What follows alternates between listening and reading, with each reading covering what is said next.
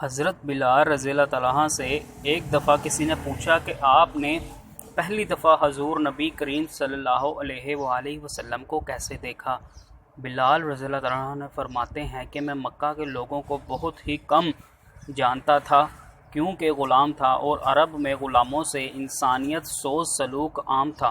ان کی استطاعت سے بڑھ کے ان سے کام لیا جاتا تھا، تو مجھے کبھی اتنا وقت ہی نہیں ملا تھا کہ باہر نکل کے لوگوں سے ملوں، لہٰذا مجھے حضور پاک صلی اللہ علیہ وآلہ وسلم یا اسلام یا اس طرح کی کسی چیز کا قطعی علم نہ تھا۔ ایک دفعہ کیا ہوا کہ مجھے سخت بخار نے آ لیا۔ سخت جاڑے کا موسم تھا اور انتہائی ٹھنڈ اور بخار نے مجھے کمزور کر کے رکھ دیا، لہٰذا میں نے لحاف اوڑھا اور لیٹ گیا۔ ادھر میرا مالک جو یہ دیکھنے آیا کہ میں جو پیس رہا ہوں یا نہیں، وہ مجھے لحاف میں اوڑھے دیکھ کے آگ بگولا ہو گیا۔ اس نے لحاف اتارا اور سزا کے طور پر میری قمیض بھی اتروا دی اور مجھے کھلے صحن میں دروازے کے پاس بٹھا دیا۔ یہاں بیٹھ کے جو پیس، اب سخت سردی، اوپر سے بخار اور اتنی مشقت والا کام، میں روتا جاتا تھا اور جو پیستا جاتا تھا۔ کچھ ہی دیر میں دروازے پہ دستک ہوئی۔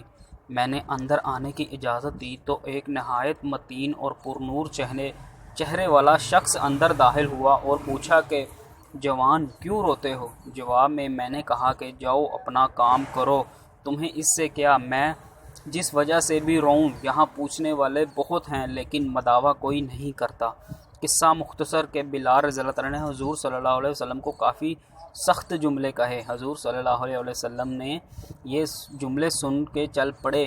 جب چل پڑے تو بلال رضی اللہ نے کہا کہ بس، میں نے کہا تھا نا کہ پوچھتے سب ہیں مگر مداوع کوئی نہیں کرتا۔ حضور یہ سن کر بھی چلتے رہے۔ بلال رضی اللہ تعالیٰ کہتے ہیں کہ دل میں جو ہلکی سی امید جاگی تھی کہ یہ شخص کوئی مدد کرے گا، وہ بھی گئی، لیکن بلال رضی اللہ تعالیٰ کو کیا معلوم کہ جس شخص سے اب اس کا واسطہ پڑا ہے وہ رحمت للعالمین ہیں۔ بلال رضی اللہ تعالیٰ کہتے ہیں کہ کچھ ہی دیر میں وہ شخص واپس آ گیا۔ اس کے ہاتھ میں گرم دودھ کا پیالہ اور دوسرے میں کھجوریں تھی۔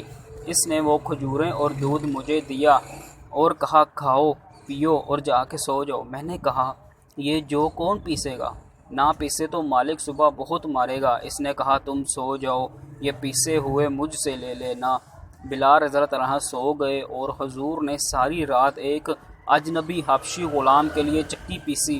بلال رضی اللہ تعالیٰ عنہ کو پیسے ہوئے جو دیے اور چلے گئے۔ دوسری رات پھر ایسا ہی ہوا، دودھ اور دوا بلال رضی اللہ تعالیٰ کو دی اور ساری رات چکی پیسی۔ ایسا 3 دن مسلسل کرتے رہے جب تک کہ بلال ٹھیک نہ ہو گئے۔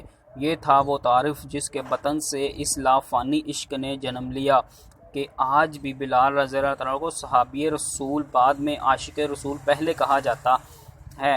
وہ بلال رضی اللہ جو ایک دن اذان نہ دے تو خدا تعالیٰ سورج کو طلوع ہونے سے روک دیتا ہے۔ اس نے حضور صلی اللہ علیہ وسلم کے وصال کے بعد اذان دینا بند کر دی، کیونکہ جب اذان میں اشہد ان محمد رسول اللہ تک پہنچتے تو حضور صلی اللہ علیہ وآلہ وسلم کی یاد میں ہچکیاں بند جاتی تھی اور زاروں کے تار رونے لگتے تھے۔ اصرار اور قوت کا یہ جذبہ اتنا طاقتور ہے۔ اللہ ہم سب کو عمل کی توفیق عطا فرمائے۔ ایمان بخیر، حیات بخیر۔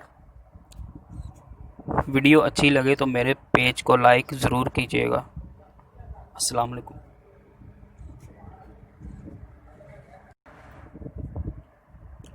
حضرت بلال رضی اللہ تعالیٰ عنہ سے ایک دفعہ کسی نے پوچھا کہ آپ نے پہلی دفعہ حضور نبی کریم صلی اللہ علیہ وآلہ وسلم کو کیسے دیکھا؟